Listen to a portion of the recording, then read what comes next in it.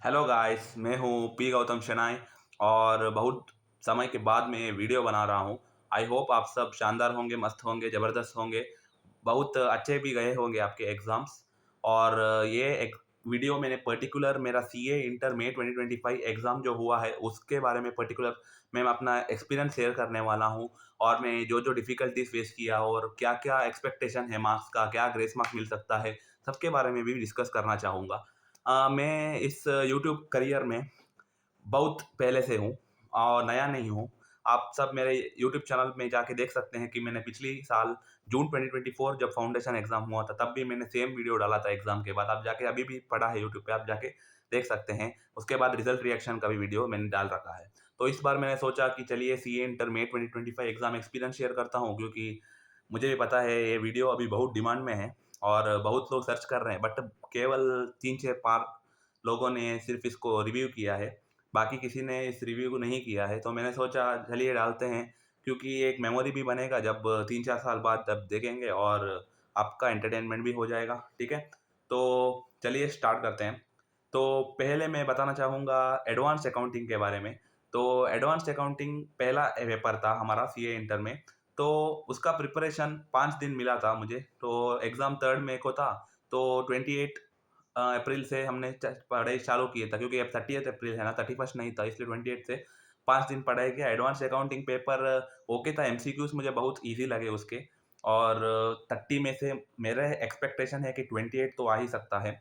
और जो रहा आपका डिस्क्रिप्टिव, उसमें भी अ, ओके ओके सा था। मैंने लगभग 70 मार्क्स में से एक 45 मार्क्स का अटेम्प्ट किया है। और जो उसका अमाल्गमेशन, कंसोलिडेशन, वो सब मैं अटेम्प्ट नहीं कर पाया। बट फिर भी पहला क्वेश्चन वो और दूसरा क्वेश्चन बैलेंस शीट वाला वो बहुत ईज़ी वाला था। और बाकी तुम्हारा डिविडेंड का क्वेश्चन वो सब ईज़ी था। बट ओवरऑल अकाउंट्स मुझे एवरेज लगा, ईज़ी नहीं लगा, टफ भी नहीं लगा, बट ओके एवरेज पेपर सा था। बट थोड़ा तो दुःख हुआ कि पेपर अच्छा जा सकता था, बट नो प्रॉब्लम। अकाउंट्स में ऐसी कोई प्रॉब्लम नहीं है। एग्ज़ेम्पशन आना मुझे थोड़ा डाउट लग रहा है। मेरा हॉनेस्ट में अगर आपको एक एक्सपेक्टेड स्कोर बताऊँ, तो मुझे 50 से 55 मार्क्स लग रहा है एडवांस्ड अकाउंटिंग में। मेरा एक्सपेक्टेशन 50 से 55 मार्क्स के अंदर आ जाना चाहिए। 28 मेरे हिसाब से एमसीक्यू है और डिस्क्रिप्टिव में मैं आपको एक 27-28 पकड़ रहा हूँ लिस्ट में। तो 50 से 55 रेंज में मेरा एक्सपेक्टेशन है एडवांस्ड अकाउंटिंग। तो चलिए दूसरा सब्जेक्ट के बारे में बात करते हैं, जो है आपका कॉर्पोरेट एंड अदर लॉस। तो कॉर्पोरेट एंड अदर लॉस का जो मैं बोलूँ, तो कॉर्पोरेट एंड अदर लॉस में बहुत पढ़ने को था।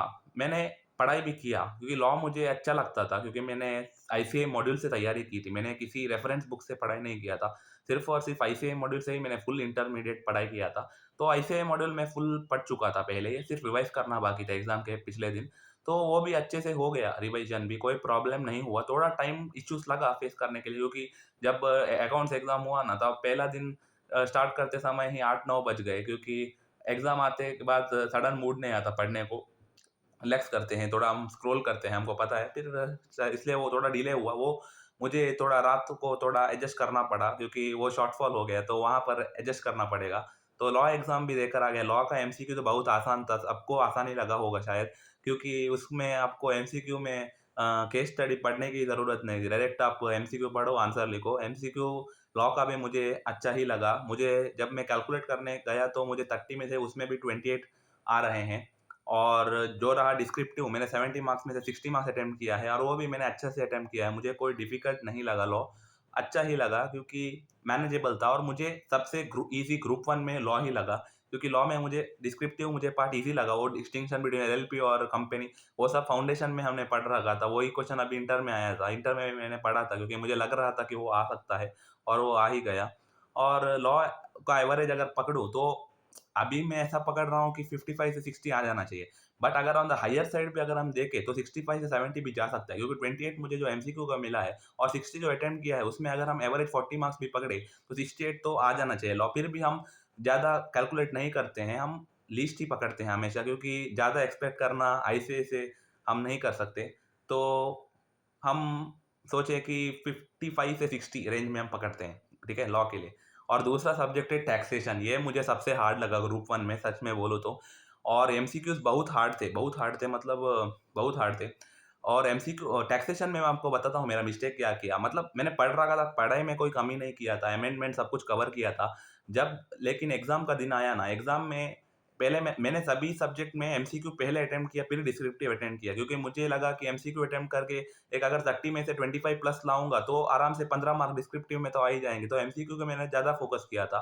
तो टैक्सेशन जब मैं आपको मतलब स्टार्ट करने गया, तो एमसीक्यू खोला, मुझे लगा पहला 2 क्वेश्चन हो गया एक बार, फिर मुझे खुशी हो गई कि एमसीक्यू कुछ नहीं है, ईज़ी होगा। बट जब करते गए आंसर ही नहीं आ रहा था, कैलकुलेटर में घुमा रहा था, डाल रहा था, आंसर ही नहीं आ रहा था और थोड़ा अभी टेंशन भी होने लगा।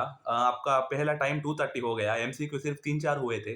मैं सोचा होगा, होगा, क्यों नहीं होगा? मैंने और टाइम इन्वेस्ट किया, 250 हो गया, 255 हो गया, तब भी एमसीक्यू नहीं बन रहे थे। मैं हर एक लॉजिक अप्लाई कर रहा था, ये होगा, लॉस फ्रॉम स्पेक्युलेटिव होगा कि नहीं, वो होगा कि नहीं, सब मैंने थिंक किया, फिर भी मुझे आंसर नहीं आ रहा था, ऑप्शन ही नहीं मिल रहा था, कुछ अलग ही लग रहा था। फिर मैंने सोचा काफ़ी अभी रुकते हैं, अभी डिस्क्रिप्टिव अटेम्प्ट करने चलते हैं। तो मैं जीएसटी में अटेम्प्ट करने चला गया डिस्क्रिप्टिव। जब जीएसटी अटेम्प्ट करने चला गया, तो उसमें मैंने पहला क्वेश्चन नहीं किया, सेकंड क्वेश्चन से स्टार्ट किया था। पहला क्वेश्चन आपका वो वैल्यू ऑफ सप्लाई का था और दूसरा क्वेश्चन जीएसटी लेविएबिलिटी। वो 2 क्वेश्चन मुझे ईज़ी लगा और उसके बाद मैंने सप्लाई का सेक्शन 7 और शेड्यूल 1 का जो क्वेश्चन आया था वो अटेम्प्ट किया और आपका वो और एक था नॉन कैजुअल टैक्सेबल पर्सन का टैक्सेबिलिटी और आपका वैट सिस्टम का क्या-क्या प्रॉब्लम्स था, डबल टैक्सेशन ऐसा सब वो लिखा। जीएसटी मैंने 20 मार्क्स ही सिर्फ डिस्क्रिप्टिव अटेम्प्ट किया क्योंकि मैंने सोचा कि इनकम टैक्स अटेम्प्ट करने चलते हैं अभी। तो मैंने जीएसटी उतना अटेम्प्ट कर लिया 20 मार्क्स, वो पहला वाला जो 15 मार्क का था, 10 मार्क और 5 मार्क का, वो मैंने नहीं किया। मैंने सोचा पहले अभी इनकम टैक्स कर लेते हैं, बाद में आते हैं। तो टाइम लगभग 3:30 से 3:45 हुआ रहेगा। फिर मैं इनकम टैक्स अटेम्प्ट करने चला गया। इनकम टैक्स में मैंने 15 मार्क्स का पहला नहीं किया, सेकंड क्वेश्चन से स्टार्ट किया, जो आपका हाउस प्रॉपर्टी और सब नॉर्मल कंप्यूटेशन था ओल्ड स्कीम में, वो किया, लोन का था और दूसरा एक 3 मार्क का टैक्स लेविएबिलिटी का था और उसके बाद 6 मार्क्स का सेट ऑफ का जो था, वो भी अटेम्प्ट किया मैंने। टोटल 7 मार्क्स का 3 मार्क का और 6 मार्क का, टोटल 16 मार्क्स का अटेम्प्ट किया। तब टाइम लगभग 4:25 हो चुका था। आधार कार्ड का था, वो मैंने अटेम्प्ट नहीं किया क्योंकि वो मैंने पढ़ा नहीं था आधार कार्ड वाला, क्योंकि वो आधार कार्ड वाला में बहुत कुछ पढ़ाई करने को था। मैंने सोचा वो नहीं आएगा, पर वो आ गया। तो इनकम टैक्स में टोटल 16 मार्क्स का डिस्क्रिप्टिव अटेम्प्ट किया। उसमें से वो भी सेट ऑफ वाले क्वेश्चन में थोड़ा गलती किया है मैंने, क्योंकि वो लॉस फ्रॉम आपका फ्यूचर एंड ऑप्शंस जो था, मैंने सोचा वो सट्टा इनकम है, बट वो सट्टा इनकम नहीं है, वो कैपिटल गेन में टैक्सेबल होता है। तो उसमें एक मिस्टेक हो गया और वो सेट ऑफ में भी मिस्टेक हो गया।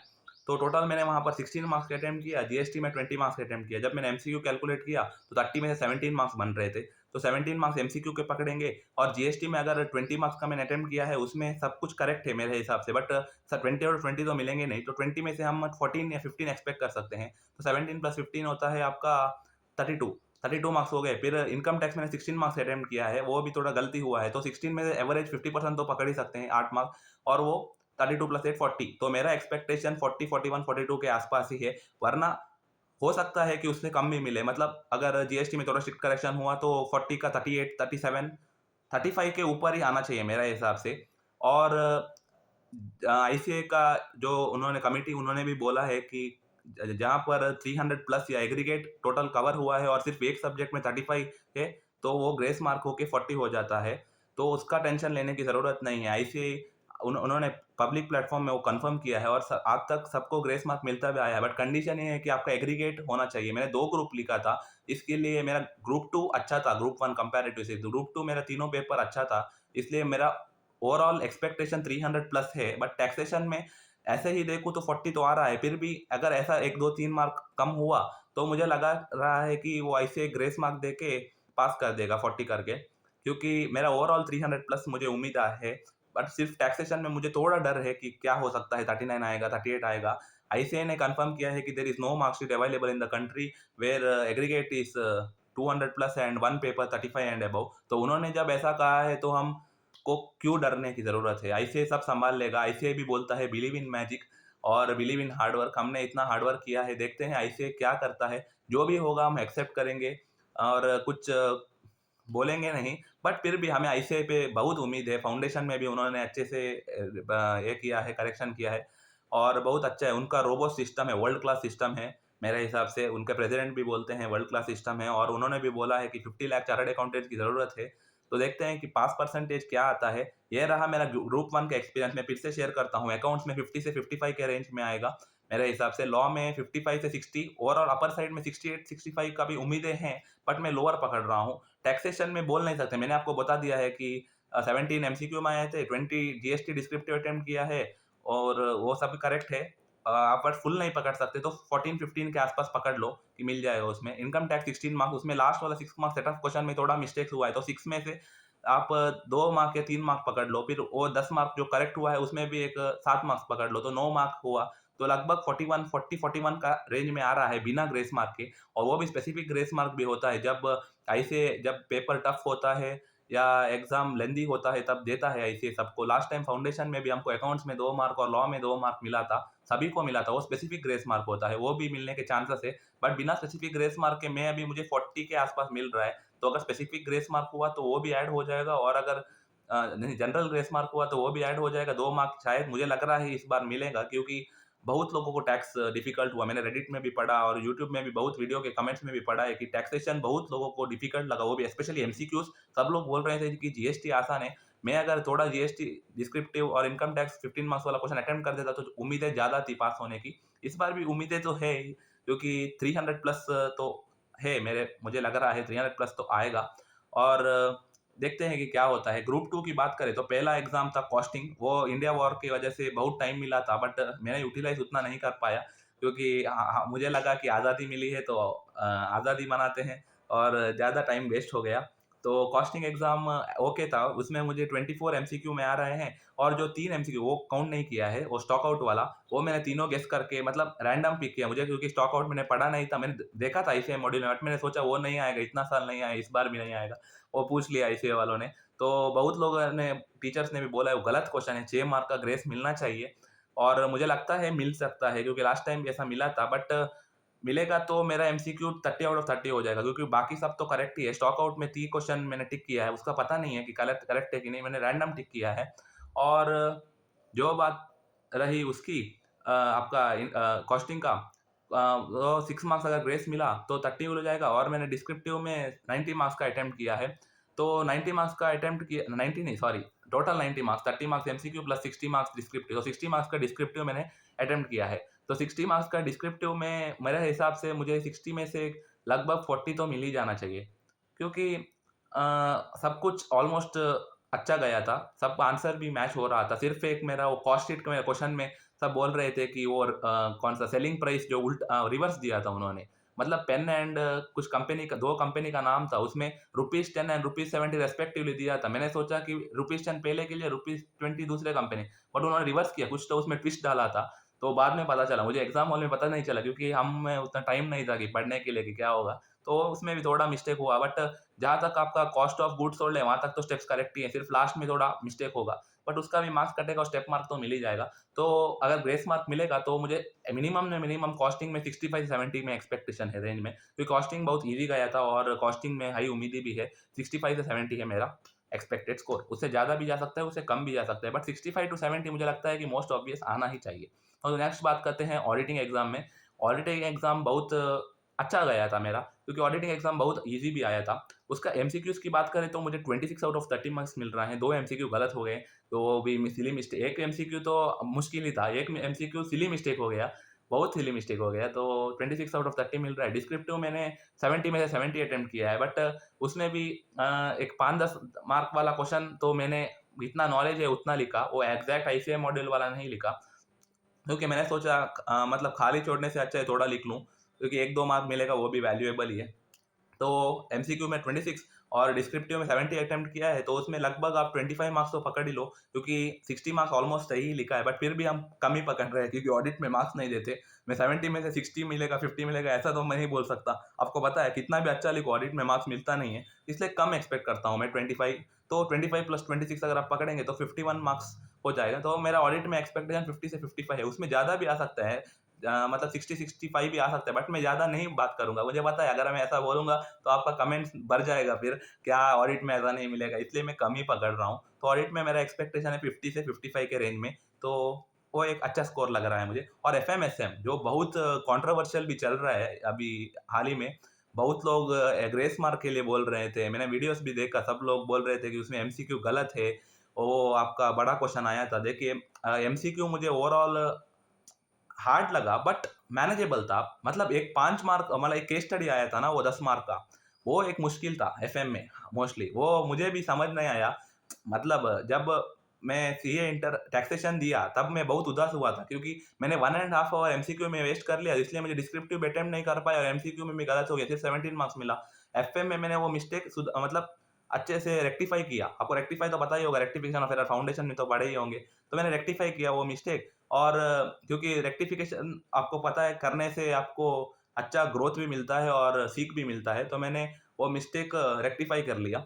एफएम में मैंने वो 10 मार्क वाला जो केस स्टडी क्वेश्चन जो है, उसमें मैंने क्या किया पता है आपको? मैंने पहले सोचा कि वो अभी अटेम्प्ट नहीं करते क्योंकि मैंने ट्राई किया थोड़ा 230 तक ट्राई किया करने को, मुझे आंसर नहीं आ रहा था। मैंने सोचा अभी इसमें वेस्ट करूँगा तो फिर से टैक्सेशन जैसा हो जाएगा, अभी डिस्क्रिप्टिव में ज़्यादा फोकस करता हूँ, एमसीक्यू में ही डिपेंडेंट नहीं होता हूँ। तो मैंने पहले एसएम स्टार्ट किया। एसएम मुझे ओवरऑल डिस्क्रिप्टिव ईज़ी लगा क्योंकि एसएम एक छोटा मॉड्यूल था, इसे सिर्फ वो इतना ही पढ़ना था। मैंने सिर्फ उतना ही पढ़ा था और मुझे सब क्वेश्चन डायरेक्ट ही लगे थे, सिर्फ बुक में से ही आया था। तो मैंने 35 आउट ऑफ 35 अटेम्प्ट किया है स्ट्रैटेजिक मैनेजमेंट डिस्क्रिप्टिव। फिर मैं एफएम की ओर चला गया। एफएम में एक 2 मार्क का आपका वाल्टर का क्वेश्चन था, वो मेरा करेक्ट है, वो डिविडेंड प्राइस कैलकुलेट करना और हाईएस्ट और लोवेस्ट, और एक आपका ये कौन-सा लेवरेज वाला क्वेश्चन, वो भी बहुत ही आसान था लेवरेज वाला क्वेश्चन।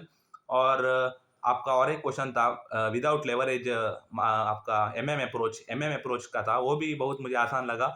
और आपका कैश फ्लोज का था, उसमें थोड़ा मिस्टेक हुआ है बट ओके, स्टेप मार्किंग मिल जाएगा। और एक आपका ये भी था ना, आपका cost of equity share, cost of preference share, beta वाला सब, वो भी मेरा फर्स्ट तो करेक्ट है, बस बाकी का थोड़ा मिस्टेक हो गया है। तो एमसीक्यू में मुझे लगभग 23 मार्क्स में एक्सपेक्टेशन है, 23 आउट ऑफ 30 मार्क्स। और डिस्क्रिप्टिव 35 अटेम्प्ट किया, 35 से में से आप एवरेज 15 से 20 मार्क्स पकड़ लो तो फुल मिलता नहीं है स्ट्रेटेजिक मैनेजमेंट में। 15 से 20 पकड़ लो। एफएम में भी 35 मार्क्स, उसमें से मैंने 25 मार्क्स का अटेम्प्ट किया होगा। 25 में से आप 10 से 15 मार्क पकड़ लो एफएम में डिस्क्रिप्टिव, 15 मार्क उसमें मिलेगा, 15 मार्क इसमें मिलेगा और 23 मार्क्स एमसीक्यू को मिलेगा। तो मेरा भी एक्सपेक्टेशन है 48 से 53 मार्क्स एफएम। ऐसे मुझे उतना डर नहीं है इतना टैक्सेशन में है, क्योंकि एफएमएसएम में मुझे बॉर्डर लाइन का डर नहीं है। मुझे लगता है कि 48 से 53 के अंदर आ जाना चाहिए, और अगर ग्रेस मिला जनरल ग्रेस तो बात अलग है, उससे ज़्यादा हो जाएगा। बट अभी मेरा ओवरऑल सिचुएशन ये है कि मेरा सारा पेपर ओके गया है, अच्छा गया है, सॉरी टैक्सेशन है उतना अच्छा नहीं गया, क्योंकि आपको बताया मेरा सिचुएशन, मैंने टोटल डिस्क्रिप्टिव 36 मार्क्स अटेम्प्ट किया, 20 जीएसटी और 16 इनकम टैक्स, और एमसीक्यू मुझे 17 आउट ऑफ 30 मिला है। तो बात क्या हुआ, अभी 36 में से मुझे 23 मार्क्स चाहिए पास होने के लिए, मतलब 23 प्लस 17 40 हो जाएगा। तो अभी 40 मिलेगा ने के लिए मुझे 23 मार्क्स चाहिए 36 में से। आपको क्या लगता है मुझे 36 में से कितने मार्क्स मिलेगा, आप कमेंट में ज़रूर लिखिएगा। 20 मार्क्स जीएसटी में से मेरा पूरा करेक्ट है, मैंने सॉल्यूशन भी चेक किया वो करेक्ट ही है। बट 20 में से 20 एक्सपेक्ट करना बेवकूफ़ी होगी, क्योंकि नहीं मिलेगा। 20 में से आप 14 से 15 marks is a good estimate, हम पकड़ सकते हैं। इनकम टैक्स की बात करें तो इनकम टैक्स में भी 16 मार्क्स अटेम्प्ट किया है, उसमें 10 मार्क्स का करेक्ट है, तो 6 मार्क्स का थोड़ा रॉन्ग है उसमें स्टेप्स में। स्टेप मार्किंग में 1-2 मार्क्स तो मिल ही जाएगा मेरे हिसाब से, और 10 मार्क्स का जो करेक्ट है उसमें भी हम पकड़े 7 मार्क्स तो मिल ही जाना चाहिए मुझे ऐसे, सब करेक्ट है। 7 प्लस 2 9 मार्क्स, अगर 7 नहीं दिया 6 तो मिलना ही चाहिए। 6 प्लस 2 8 मार्क्स, 8 प्लस और उसमें 14 अगर मिलेगा 22 प्लस 17 39 होता है, बट 39 में कोई फेल नहीं होगा। अगर 300 प्लस मिलेगा तो 39 में कोई पेपर ही नहीं है, आईसीएआई वालों ने बोला है, और आज तक प्रूफ भी नहीं है, किसी को 39 मिला ही नहीं है अगर 300 प्लस मिला तो 300 प्लस मिलने के मुझे हाई उम्मीदें हैं, क्योंकि आप सब ऐड करके देख सकते हैं तो 300 प्लस ही आ रहा है। मैंने सभी कैलकुलेट किया, 300 प्लस तो आ ही रहा है, बट मुझे टैक्स में डर है कि क्या होगा अगर टैक्स में उन्होंने मुझे 25 दिया 30 दिया, वो मुझे डर लग रहा है थोड़ा। और अगर टैक्स में मेरे 35 एंड अबव है, मुझे लगता है वो 40 हो ही जाएगा, क्योंकि उनका पास अच्छा सिस्टम है। आप आईसीए पे भरोसा रखिए, अगर आप बॉर्डर लाइन केस में पकड़े हो, बहुत लोग एफएम में भी टेंशन में है कि मुझे 39 आ रहा है, बट आप मैं एक बात बताता हूँ, अगर आपका टोटल 150 प्लस या 300 प्लस है ना, आपको डरने की कोई ज़रूरत नहीं है। अगर आपका टोटल 150 प्लस है तो 38 एंड अबव आपको पास कर दिया जाएगा। अगर बोथ ग्रुप दिया है और उसमें आपका एक सब्जेक्ट में आपका कोई प्रॉब्लम अटक रहा है, तो आपको ग्रेस मार्क देके पास कर देंगे। बहुत सारा पेपर देखा है मैंने बहुत एक्सपीरियंस से, मैंने बहुत रिसर्च भी किया है, बहुत लोगों का पेपर देखा है, 302, 303, सब लोग जस्ट एक पेपर में 40। अगर आपको एग्ज़ाम में 40 मिला है ना, most of the cases ICAI grace mark लेके पास करता है, क्योंकि आईसीएआई का भी पॉलिसी है कि मेहनत करने वाला बच्चा कभी पीछे नहीं रहना चाहिए। उनको भी पता है कितना मेहनत करना होता है, 8-9 महीने की पढ़ाई करनी होती है, उनको भी पता है, इसलिए उन्होंने सब सिस्टम बना के रखे, अप टू 6 मार्क्स ग्रेस दे सकते हैं वो। और उनको पता है कि ऐसा होता है, सब सब्जेक्ट एक सब्जेक्ट मुश्किल जाता है तो 1, 2, 3 मार्क के लिए बच्चों को फेल नहीं करना चाहिए। बट उसका कंडीशन भी उन्होंने लगाया है कि एग्रीगेट आ जाना चाहिए। अगर आपका एग्रीगेट आके 2 सब्जेक्ट में 39 हो गया तो नहीं हो जाएगा। एग्रीगेट आना चाहिए मेन, अगर दो बोथ ग्रुप लेवल पे आप एग्रीगेट आ रहा है तो उनको पता है कि बोथ ग्रुप लेवल पे तो वो बच्चा होशियार ही होगा। अगर बोथ ग्रुप लिख के आपका 2 सब्जेक्ट में आपको डाउट है कि टैक्सेशन और एसएम और दूसरा कोई सब्जेक्ट में अगर आपको डाउट है, थोड़ा चांस कम होगा, बट इम्पॉसिबल नहीं कहूँगा, बिल्कुल उम्मीदें हैं। बट अगर आपका 300 प्लस है और सिर्फ़ एक सब्जेक्ट में अगर आप बॉर्डर केस में हो, 35 से 40 के रेंज में, आप उम्मीद रखना, आईसीएआई पे भरोसा रखना। रिज़ल्ट अभी केवल first week of July expectation है। आप डरो मत, सब लोग यही उम्मीद से सब लोग डरे हुए हैं रिज़ल्ट के लिए। बट हमारा काम है सिर्फ़ आईसीएआई पे बिलीव करना, आईसीएआई हमारी मदर बॉडी है, आईसीएआई पे पूरा रिस्पेक्ट दिखाना, आईसीएआई के सिस्टम पे भरोसा रखना, आईसीएआई के प्रेज़िडेंट पे भरोसा रखना, आईसीएआई के एजुकेशन मिनिस्टर से भरोसा रखना। सब लोग वो लोग देख लेंगे, आपको टेंशन लेने की कोई ज़रूरत नहीं है। हमारा काम सिर्फ़ एग्ज़ाम देना है, रिज़ल्ट देना हमारा काम नहीं है, वो आईसीएआई देगी और उनको पता है कि रिज़ल्ट कैसे देना है। हमको सिर्फ़ आईसीएआई के सिस्टम पे भरोसा रखना है, आईसीएआई के मोटो पे भरोसा रखना है, आईसीएआई के विज़न पे भरोसा रखना है। हम भी जल्दी ही 2-3-4 साल में देखते हैं कि अगर हम सीए बनेंगे तो हमारे लिए भी प्राउड बात है। अगर हम बाई चांस पास नहीं भी कर पाते, बाई चांस अगर टैक्सेशन में फेल हो भी गया, तो भी डरने की कोई बात नहीं, हम फिर से बाउंस बैक करेंगे और एग्ज़ाम फोड़ के सीए ज़रूर बनेंगे। तो आज के लिए बस इतना ही। तो आई उम्मीद आपको ये वीडियो बिल्कुल पसंद आया होगा, और जो लोग ये स्किप करके लास्ट में आए हैं, मैं बताना चाहता हूँ फुल वीडियो फिर से देखिए और आप बताइए कि आपका एक्सपीरियंस क्या है? आप आपका मार्क्स स्प्लिट भी नीचे कमेंट्स में लिखिए, मैं बता दूँगा हूँ कि आपको कितना मार्क्स मिल सकता है और क्या उम्मीदें हैं? आपका टेंशन क्या है? रिज़ल्ट को आपका भी टेंशन हो रहा है कि आप सब चिल में हो, कि आपको क्या लग रहा है कितना मार्क्स आएगा? और ग्रेस मार्क्स की बात, हर अटेम्प्ट में आईसीएआई ग्रेस मार्क्स देता ही देता है, वो तो श्योर बात है। हमारा फाउंडेशन में दिया तो हमको डायरेक्ट एक्सपीरियंस है। मैंने रिसर्च भी किया है। सितंबर 2024 में आईसीएआई ने टैक्सेशन में 9 मार्क्स का ग्रेस दिया है, वो भी जनरल ग्रेस। हर एक स्टूडेंट को 9 मार्क्स का ग्रेस। जनरली आईसीएआई तब देता है जब पेपर बहुत ही टफ आया होता रहता है। मतलब अगर आप पहले कैसे आईसीएआई इवैल्यूएशन कैसे होता है, मतलब पहले वो जनरल करेक्शन करते हैं सबका, फिर एक टैबुलर में या एक्सेल शीट या उनका कुछ सिस्टम होगा, उसमें आप उन मार्क्स अपलोड करते थे।